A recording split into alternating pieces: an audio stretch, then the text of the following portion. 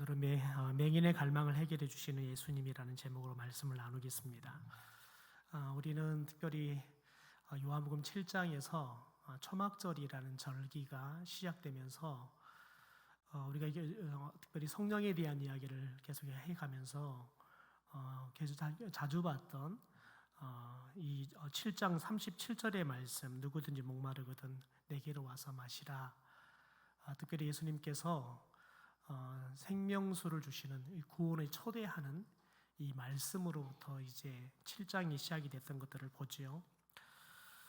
여러분, 그런데 특별히 예수님께서 이 초막절을 맞은 이스라엘 백성들에게 예수님께서 이제 장차 주실 이 생명수 구원으로 초대하는 말씀을 요한복음에서만 주는 것이 아니라 예수님께서 특별히 사도 요한을 통해서 우리에게 주시는 마지막 말씀인 요한계시록에도 동일하게 이 말씀을 주고 계신 걸 보지요. 우리 요한계시록 21장 6절의 말씀을 자막을 통해서 함께 같이 읽겠습니다. 시작.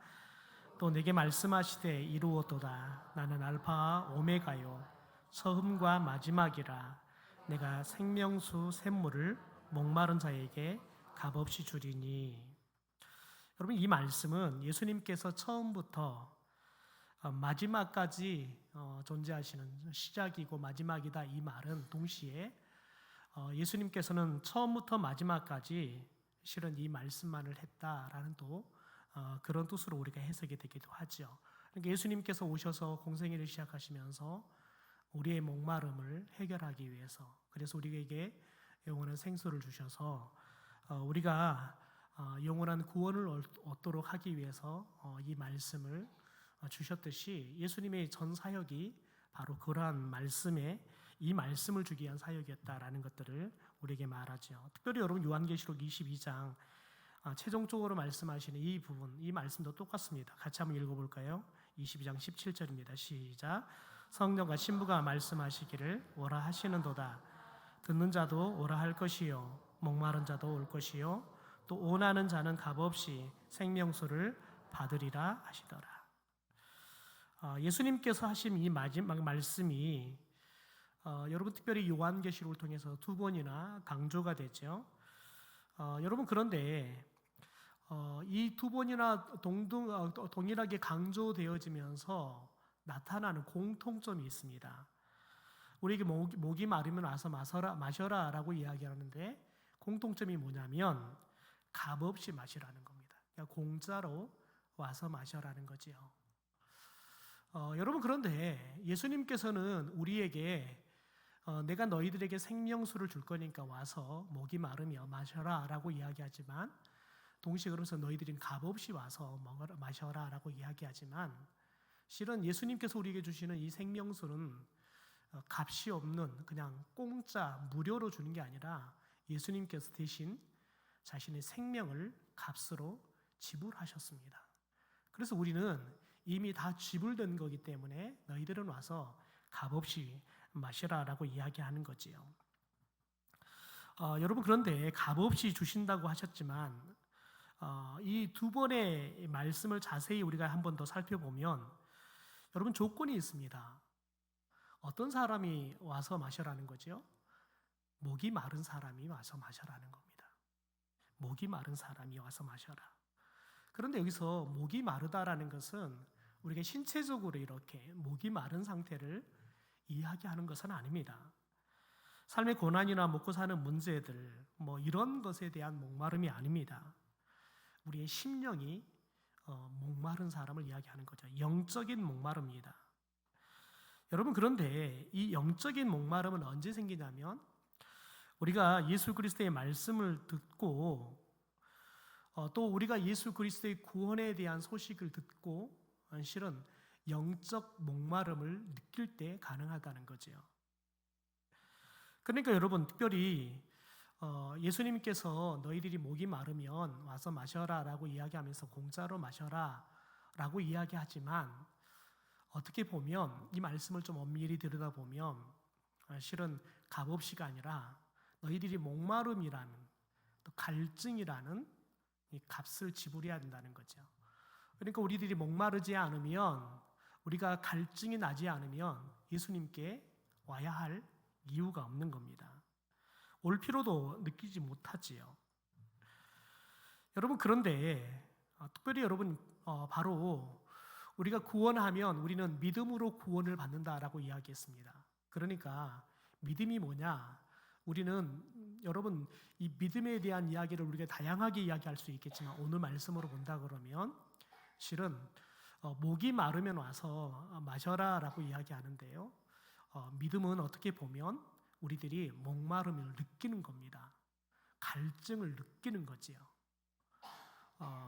여러분, 그래서 예수님께서 공생의 사역을 할 때 많은 사람들에게 너가 나를 아느냐라는 질문보다는 예수님께서 너가 무엇을 원하느냐, 내가 너에게 무엇을 해주기 원하느냐, 그러니까 너가 무엇에 목이 마르냐, 너가 무엇에 갈증을 느끼느냐, 그래서 내가 어떤 부분이 그 목마름을 해결해 주길 원하느냐라고 묻습니다.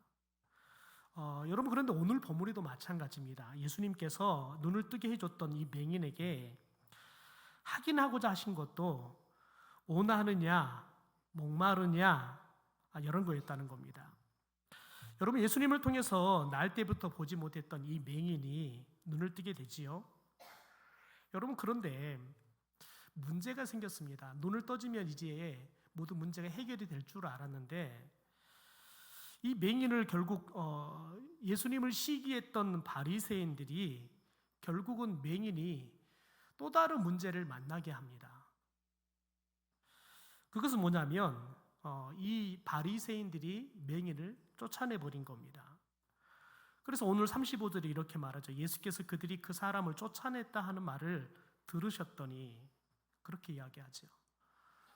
오늘 우리가 아침에 큐티를 봤던 본문에 히브리서 본문에도 보면 어떤 말이 나오냐면 그때 당시에 예수를 믿는다는 것은 어떤 어려움이 있냐면 고난이 오고 환난이 와요. 또 더 나아가서는 재산의 상속도 다 포기해야 돼요. 다녔던 직장도 쫓겨나야 되고 더 나아가서는 지금까지 관계하고 살았던 인간관계도 다 끊어져야 돼요. 왜냐하면 유대교는 국가 종교입니다. 그러니까 완전히 가정은 물론이고 그 지역 사회도 직장도 다 유대교를 중심으로 해서 굴러가는 겁니다. 그런데 유대교를 배교하고 예수를 믿는다는 것은 결국 그러면 유대교를 배교한 사람들은 결국은 이 유대교 공동체 안에서 쫓겨나는 겁니다. 더 나아가서는 집안에서도 유대교를 믿고 있는 집안에서도 쫓겨나는 거죠. 그래서 상속하는 것도 다 포기해야 되고 또 직장에서도 쫓겨나야 되고 모든 걸 다 이루어야 되는 겁니다. 그것을 아침에 우리 큐티 본문에서 이야기를 해주지요. 그럼에도 불구하고 너희들이 처음 그런 여러 가지 예수를 믿는다는 것이 그런 것들을 포기해야 함에도 불구하고 너희들이 예수를 믿었던 것들, 그것들은 장차 너희들에게 줄 영광이 지금 우리가 포기해야 할 것보다 훨씬 더 크기 때문이다. 그러면서 인내해라 라고 말씀을 하지요. 여러분, 그런데 이 맹인이 딱 실은 자신이 예수님 때문에 앞을 보게 되게 된 문제 때문에 예수님을 싫어했던 이 바리새인들에 의해서 이 맹인이 실은 쫓겨나게 된 겁니다. 여러분, 한번 생각해 보십시오. 이제 눈을 뜨게 되어서 이제 좀 세상 살만 나게 생겼다. 세상 좀 내가 제대로 살게 되겠구나라는 생각을 했을 겁니다. 이제 내가 좀 사람답게 대우도 받고 사람답게 살겠구나 생각했다는 거죠. 여러분, 그런데 오히려 이 보게 된 것 때문에 이제는 그나마 눈을 감고라도 같이 이렇게 좀 불편하지만 사람들에게 좀 무시도 당하고 자기가 특별히 사람 노릇 제대로 못하지만 그럼에도 불구하고 같이 이렇게 말도 하고 도란도란 같이 삶을 나누며 살았다는 거지요. 그러나 여러분, 예수님 때문에 앞을 보게 된 것 때문에 이제는 해당에서도 쫓겨나고요. 종교 공동체인 이스라엘 공동체 안에서도 쫓겨나게 된 겁니다. 그러니까 앞으로 이제 이 사람에게 어떤 삶이 펼쳐지냐면 철저하게 애토리가 되어서 살아가야 돼요.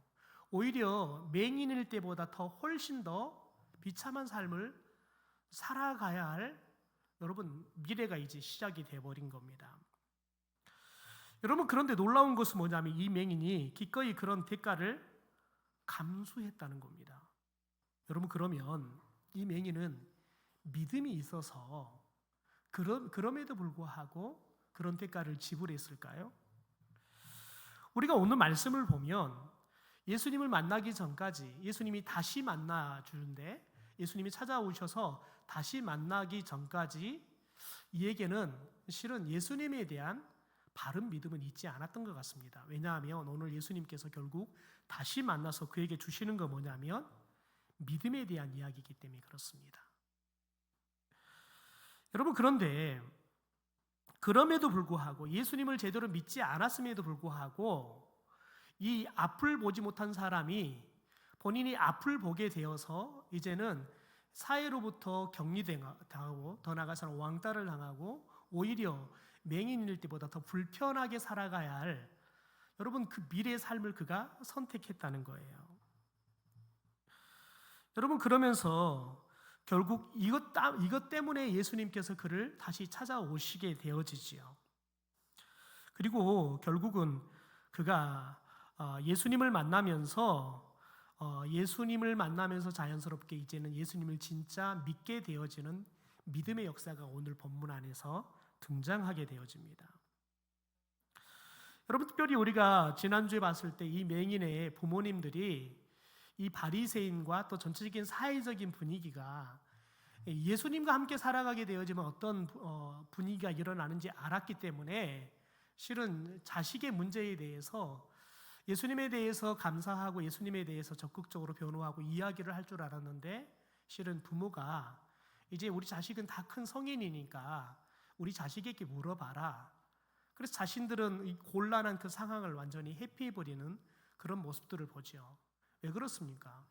왜냐하면 부모님들은 실은 특별히 이 유대 사회로부터 왕따를 당하고 살아간다는 것, 쫓겨나 살아간다는 것은 얼마나 힘들고 비참한 삶인지를 너무너무 잘 알기 때문에 그렇습니다. 그래서 자식이 눈을 떠서 너무 기쁜 일이지만 또 자식을 눈을 떠준 예수님께 너무너무 감사하지만 그러나 자신들의 솔직한 마음들을 표현했을 때에는 자신들에게 닥쳐올 예수님과 가깝다는 것 때문에 닥쳐올 그 삶의 어려움들이 두려웠던 거죠. 그래서 예수님께 감사하지도 못하고 또 자식에게 실은 제대로 축하도 하지 못하고 오히려 실은 자식의 문제에 대해서 자신들은 책임을 적당히 빼버리려고 하는 비겁한 부모님들의 모습들을 보이기도 하지요. 여러분 그럼에도 불구하고 맹인은 자신이 예수님을 가까이 하게 되어지면 자신에게도 이런 실은 사회적인 격리가 그리고 또 내적 힘을 당할 거라는 것을 알았습니다. 여러분 그럼에도 불구하고 여러분 그가 예수님에 대해서 예수님이 자신을 치료했다는 것들에 대해서 여러분 그가 이야기할 수 있었던 이유가 뭡니까? 아마 여러분 그는 자신의 눈을 뜨게 해주신 예수님께 그냥 순수하게 감사했을 겁니다. 그래서 예수님이 자신에게 눈을 떠준 것에 너무 감사해서 예수님이 자신을 그렇게 눈을 떠주게 한 것들에 대해서 본인 입으로 부인하고 싶지는 않았을 겁니다. 여러분 그게 사람의 마음 아니겠습니까? 은혜를 잃어버리지 않고 정직하게 그 은혜에 대해서 감사할 줄 아는 여러분 순수한 마음을 가진 사람들의 모습이 아니겠습니까? 여러분 그런데 중요한 건 뭐냐면 실은 오늘 예수님께서 이 맹인을 만나는데 여러분 맹인이 실은 예수님을 먼저 찾아와서 본인이 앞을 보고 싶다 예수님에게 요청한 것도 아닙니다. 마치 여러분 바디메오처럼 그가 예수님께 찾아와서 소리 지르고 내 눈 좀 띄워달라고 요청한 게 아니에요. 예수님이 먼저 찾아오셨고 예수님께서 너가 무엇을 원하느냐라고 물으셨죠. 그러니까 너의 목마름이 뭐냐는 거예요. 너의 갈망이 뭐냐는 거예요. 물으셨어요. 그러니까 여러분 이 맹인이 가지고 있는 유일한 갈망이 뭡니까? 유일한 목마름이 뭡니까? 앞을 보는 겁니다. 그래서 맹인은 예수님이 너가 무엇을 갈망하느냐, 뭐가 목마르냐라고 물었을 때 나는 앞을 보고 싶다라고 이야기를 했던 거지요. 여러분, 그래서 이 맹인의 이 갈망 때문에 결국은 눈을 뜨게 됐지요.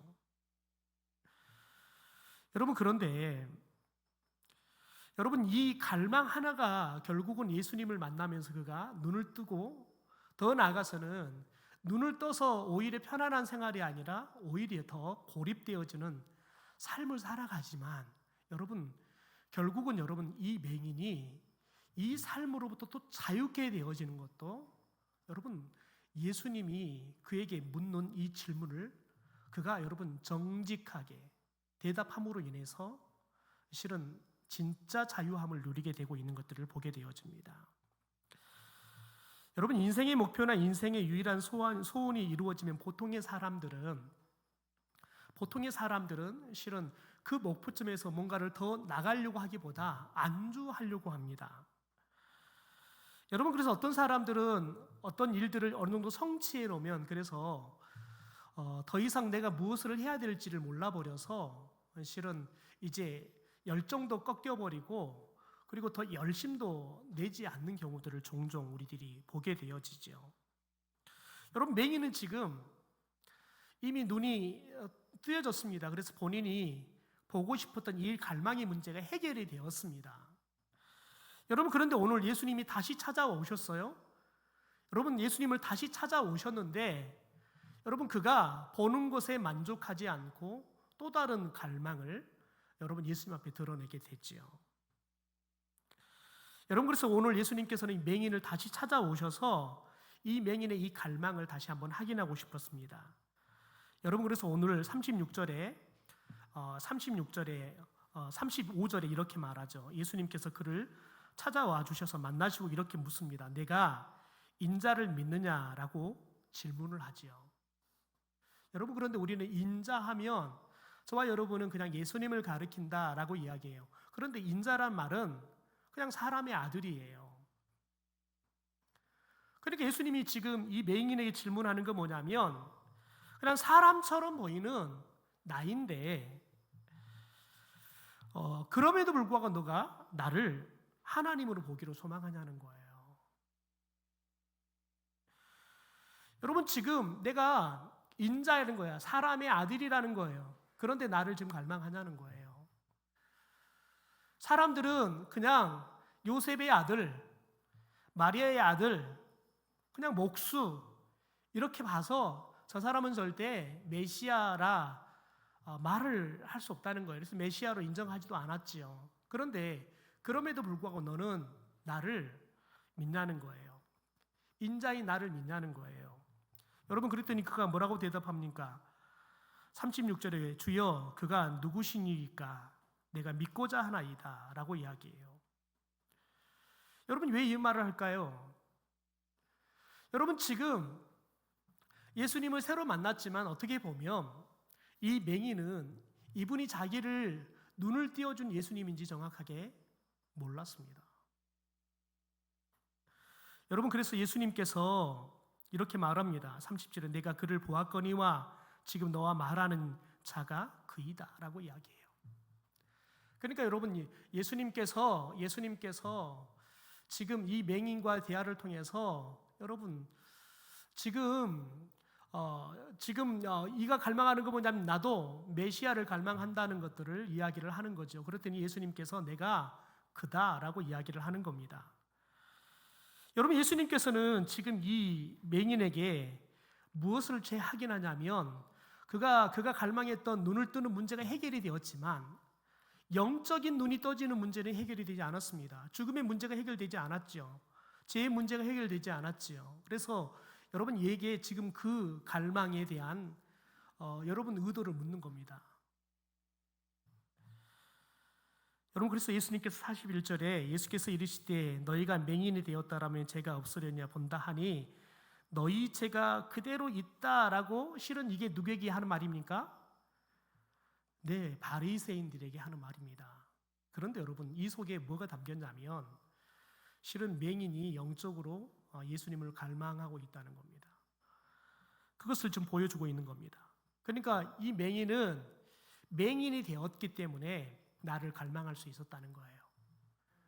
그러나 지금 바리새인들은 맹인이 아니라 눈을 뜨고 있기 때문에 예수님이 필요하다고 생각을 못하는 겁니다.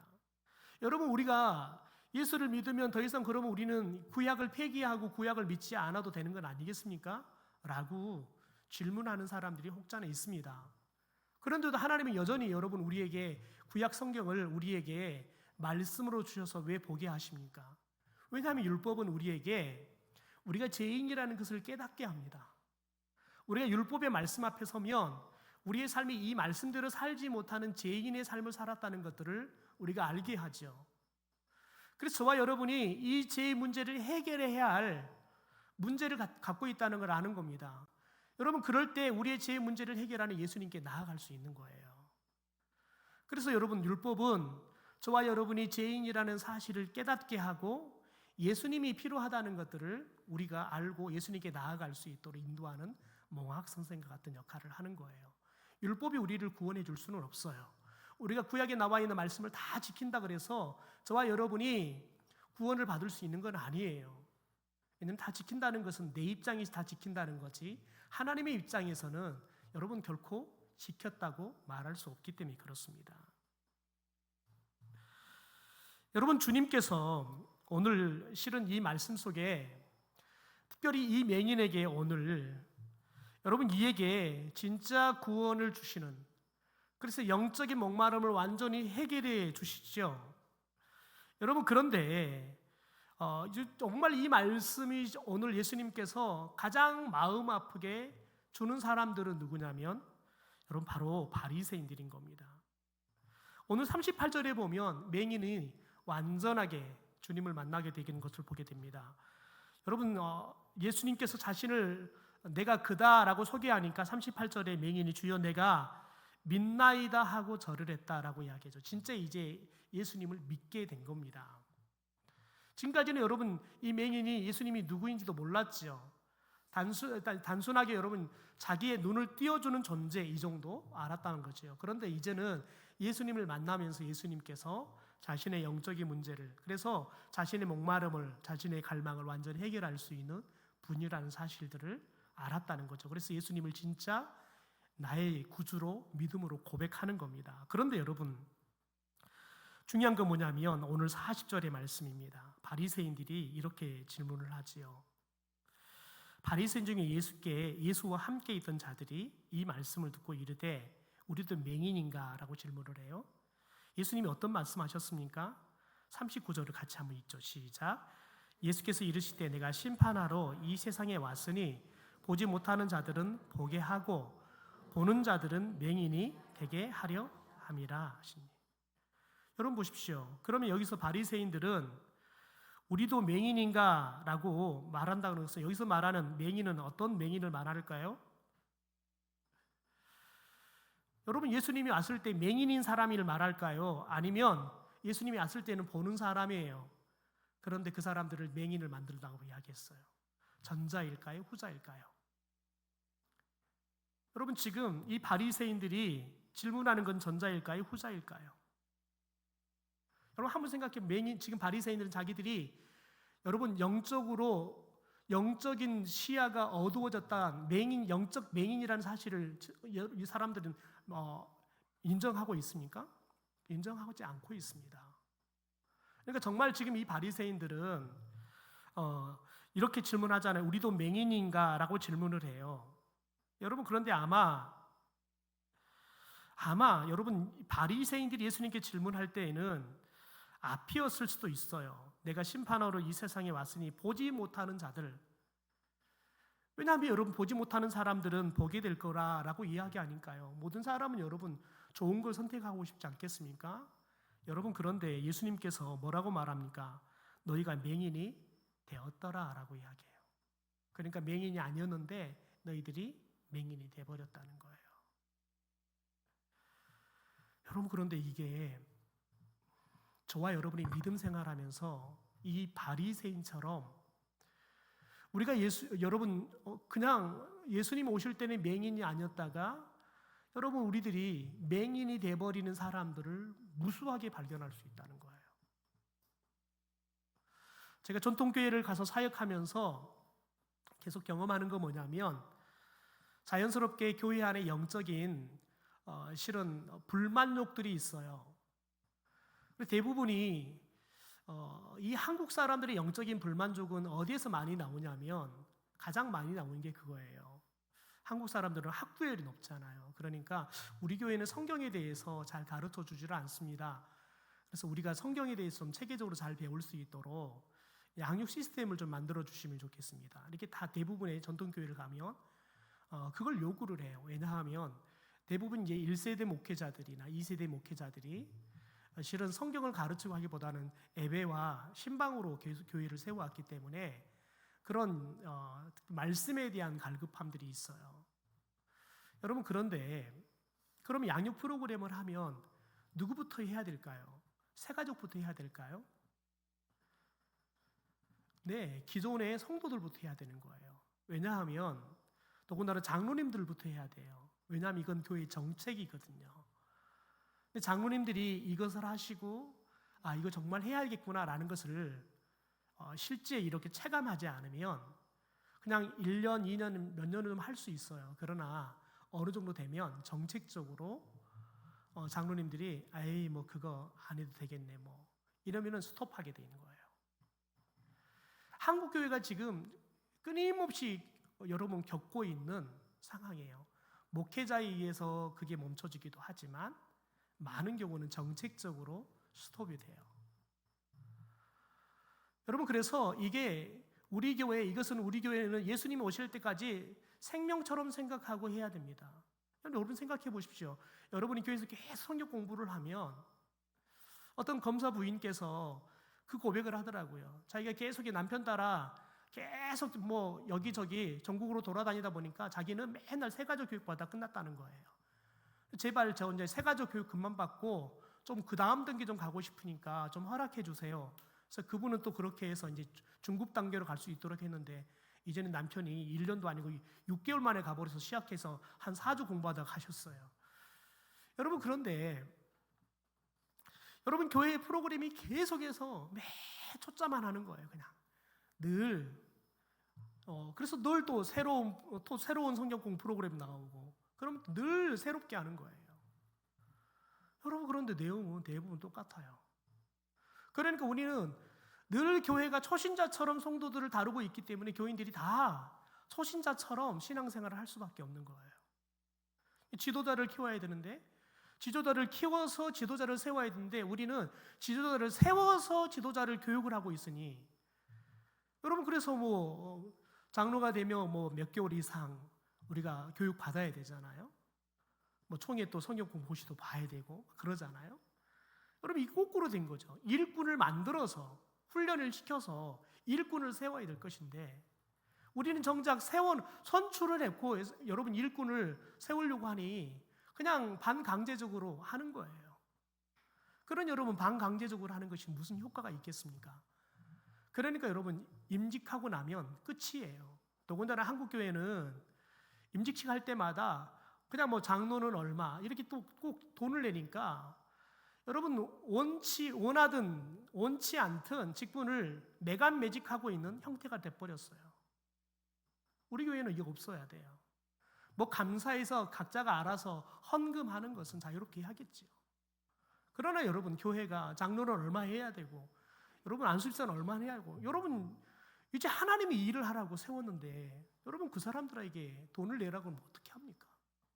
이제 본격적으로 하나님을 위해서 헌신하며 살아야 할 사람들한테 직장에서 여러분 직원을 뽑아놓고 직무 교육을 하면서 그 사람들에게 돈 내놓고 여러분 직무 교육 받으라는 직장이 어디 있습니까? 상식적이지 않는 일들을 교회가 하고 있단 말이죠. 그러니까 여러분 이제 내가 할 거 다 해버렸어요. 그리고 심지어 내가 돈까지 내버렸어요. 그러니까 내 장로 되는 값, 권사 되는 값, 안수집사 되는 값 다 해버렸으니까 더 이상 봉사를 하지 않는 거예요. 여러분 그게 지금 오늘 한국교회의 현실이에요. 여러분 그런데 그런 피로들을 느껴서 양육을 해가는데 왜 꼭 스톱하냐면 교회의 믿음 생활을 오래 하셨다는 분들 신앙훈련 열심히 받았다는 분들, 그분들이 꼭 그래요. 아유, 그거 뭐 저는 다 받아버려서요, 그 필요 없어요. 여러분, 그렇습니다. 그분 말이 맞을 수 있어요. 그분은 그것을 3번, 4번, 아니 더 훨씬 더 반복하면서 예수님이 누군가, 하나님이 누군가 계속해서 배웠을 수 있어요. 여러분, 그런데 교회 공동체는 나를 위해서만 그것이 있어야 되는 게 아니라 우리 교회에 이제 예수 믿기 들어오는 사람들을 위해서 우리가 어떻게 하면 예수의 사람으로 훈련시킬 것인가, 여러분, 그런 양육 과정들이 필요한 거예요. 그런데 교회가 다 내 중심으로 굴러가 버린다고요. 여러분, 그래서 교회는 그 교회를 딱 들어올 때 주차장부터 보면 그 교회가 누구를 중심으로 굴러가는지를 알 수 있어요. 여러분, 교회는 구도자 중심의 교회를 세워야 돼요. 자, 우리 청년 예배를 구도자 중심의 예배로 세팅을 해라. 우리 전사님들이 그 말이 무슨 말인지를 몰라요. 자꾸 기존에 있는 멤버들로 예배 프로그램을 자꾸 하려고 하는 거예요. 뭐 그 말이 맞을 수 있어요. 왜냐하면 우리 교회 청년들은 계속 새로운 사람들이 오는 게 아니라 늘 그 청년들이 함께 하니까요. 여러분, 그런데 중요한 것은 여러분, 우리가 어떤 환경을 만들어 놓느냐에 따라서 여러분, 그곳에 오는 사람들이 결정이 돼요. 그러니까 초신자들을 위한 환경을 만들어 놓으면 초신자들이 와요. 왜냐하면 자기들이 신앙생활하기 편하거든요. 그런데 초신자들이 왔는데 너무 불친절하는 거예요. 그러면 왔다 가는 거죠. 그래서 여러분, 저와 여러분이 교회 안에서 여러분, 예수를 믿으면서 예수님께서 맹인이었던 우리를 눈을 띄워줬는데 우리가 맹인이 돼버리면 안 된다고요.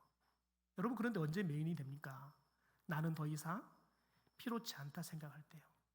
저는 더 이상 그 수준의 말씀이 필요치 않아요. 여러분, 그러면 이미 영적 교만에 빠져버린 거예요. 저희가 1:1 제자 양육을 이제 해야 되는데 1:1 제자 양육이 성공할 수 있는 방법은 딱 2가지입니다. 하나는 무조건 1:1로 해야 합니다. 그게 1:1이에요. 근데 여러분, 저 안에 늘 올라오는 욕구는 뭔지 아세요? 그냥 우리 장로님들은 좀 이렇게 뭐 신앙 기초가 돼 있는 분들이니까 모아놓고 해서 이분들 빨리 키워서 양육자 세워서 양육하면 되겠지. 이게 100% 실패하는 거예요. 왜냐하면 장로님들이 1:1로 양육을 받아봤어야지 1:1로 양육을 하죠. 여러분, 그런데 이걸 하게 되어지면 또 하나 성공할 수 있는 방법이 뭐냐면 1:1 양육하는 사람이, 여러분, 내가 1:1 양육도 받았고 양육자 학교를 통해서 또 훈련을 받았어요. 그래서 어떻게 양육을 해야 되는지를 배웠어요. 그리고 이제 양육을 했어요. 잘 끝났어요. 근데 새로운 양육자가 생겼어요. 여러분, 그러면 어떻게 해야 되냐면 새로운 양육자가 생겼으면 지난번에 했던 양육할 때 썼던 책을 다 버려야 돼요. 그리고 새 책을 가지고 내가 다시 공부해야 돼요. 그리고 내가 준비해 가서 같이 나눠야 되는 거예요. 여러분, 그런 양육자만이 양육을 지속적으로 시키고 그 사람이 양육을 받는 사람이 변화가 돼요. 왜요? 여러분, 새솔은 여러분 새 부대에만 담을 수 있어요. 그런데 내가 이거 양육하는데 지난번에 다 했어. 여러분, 그거 가지고 또 양육하잖아요. 그러면 이미 내가 흥부대가 돼버리는 거예요. 여러분, 그래서 어렵지만 이걸 선택해서 가야 되는 거예요. 왜냐하면 한 영혼을 살리는 일이에요. 한 영혼이 하나님의 나라에 좋은 일꾼으로 세워져 가는 일이에요. 여러분, 그런데 우리가 이 일을 위해서 어떤 사람이 쓰임 받을 수 있냐? 예수님을 만날 때도 맹인이었지만, 그래서 예수님을 만나고 난 다음에 우리가 영적인 눈이 떠진 사람이지만, 여러분, 주님이 오실 때까지 저와 여러분이 영적으로 교만해서 또 맹인이 되는 사람들이 아니라 저와 여러분이, 여러분, 하나님께서 떠주신 여러분, 눈이 떠진 이 감격에 늘 벅차오르는 여러분, 믿음의 고백, 구원의 감격, 구원의 고백들, 구원의 노래를 가지고 살아가면서 여러분, 또 다른 사람에게 예수 그리스도를 만나면 당신도 나처럼 이렇게 구원의 감격을 누리며 살아갈 수 있습니다. 여러분, 그것을 전해줄 수 있고 그것을 보여줄 수 있고 그것을 저 사람들이 나를 보면 여러분 느낄 수 있게 해주는 삶을 살아야지만 저와 여러분이 맹인이 되지 않는 거예요. 그렇지 않으면 저와 여러분이 남은 구원하고 정작 나는 구원을 받지 못하는 바리새인이 될 수 있어요. 여러분 한번 생각해 보십시오. 여러분은 지금 어떤 상태입니까? 여러분은 예수님이 띄워준 그 눈이 혹시 다시 감겨진 맹인은 아닙니까? 내가 여러분 기도하지 않는데 내가 기도해야 할 필요성을 느끼지 못하고 있다. 여러분 그러면 이미 영적으로 맹인이 되어가고 있는 거예요. 여러분 교회 직분자들은 교회를 세우기 위해서 있는 거예요. 여러분 그래서 직분자는 여러분 직분자가 바빠서 교회에 못 올 수 있지요. 여러분 그런데 중요한 건 뭐냐면 저와 여러분이 교회를 세우기 위해서 교회에 내가 있어야 할 시간에 있지 못한다는 것은 여러분 우리가 직분을 충성되게 감당하지 못하고 있는 거예요. 여러분 그런데 우리들이 죄책감을 느끼지 못한다. 그러면 우리는 맹인이 된 거예요. 여러분 그게 있어야지 우리가 열심히 신앙생활하고 열심히 봉사하다가도 어떨 때는 내 몸이 말을 듣지도 않고 때로는 봉사하다 보니까 마음이 상하기도 하고 별의별 이유 때문에 우리들이 열심히 식을 때가 있어요. 여러분 그런데 그 식은 우리의 열심을 다시 저와 여러분이 뜨겁게 불태울 수 있는 건 뭐냐면 예비적인 여러 가지 이유가 있을 수 있어요. 목사님이 와서 또 격려해주고 위로해주고 세워줘서 아니면 믿음의 공동체 식구들이 또 나를 붙잡아줘서 이유가 있겠지만 여러분 내가 개인적으로 잘 일어날 수 있는 방법은 뭐냐면 여러분 그럴 때 죄책감을 느끼는 거예요. 하나님 앞에요. 내가 직분자가 되어서 이러면 안 되지. 여러분 목사인 내가 목사가 돼가지고 성도들을 위해서 기도하지 않으면서도 여러분 이게 하나님 앞에 죄책감을 느끼지 못하고 있다 그러면 여러분 이미 죽은 목사예요. 여러분 이미 목사의 일은 하고 있을지 모르지만 하나님께 쓰임받지 않는 목사라고요. 하나님이 버린 목사가 돼버리는 거예요. 여러분 그러므로 저와 여러분이 오늘 이 말씀을 보면서 혹시 나는 혹시 다시 오늘 예수님이 이야기하는 것처럼 여러분 보십시오. 오늘 예수님이 이야기하는 것처럼 그러잖아요. 너희가 맹인이 되었더라면 죄가 없으리라. 본다고 하니 죄가 그대로 있다. 나는 본다고 나는 걱정 없어요. 저는 잘 보니까요. 여러분 그런데 본다고 말하는 순간 뭐가 있다고요? 예, 내 죄의 문제가 그대로 있다는 거예요. 더 두려운 건 여러분 40절입니다. 우리 40절 말씀 마지막 한번 읽고 우리 말씀 기도하겠습니다. 같이 읽죠. 시작. 바리새인 중에 예수와 함께 있던 자들이 이 말씀을 듣고 이르되 우리도 맹인이니까. 여러분 예수님은 여러분의 질문에 뭐라고 대답하실 것 같습니까? 저와 여러분이 주님 나라 갈 때까지 주님이 떠주신 여러분 이 눈이 떠진 감격, 여러분 이 감격을 가지고 오히려 예수님 나라 가는 날이 가까워지면 질수록 우리의 믿음이 연륜이 깊어지면 질수록 예수님이 나를 눈을 떠준 이 영적 이 감격이 더 뜨거워지고 그래서 여러분 우리들이 이 감격들을 영적으로 무감각하게 있는 사람들에게 내가 전해주지 않고 영적으로 눈이 어두운 사람들에게 전해주지 않고는 견딜 수가 없는 그 영적 감동들을 가지고 살아가는 사람들이 되기를 주님의 이름으로 축원합니다.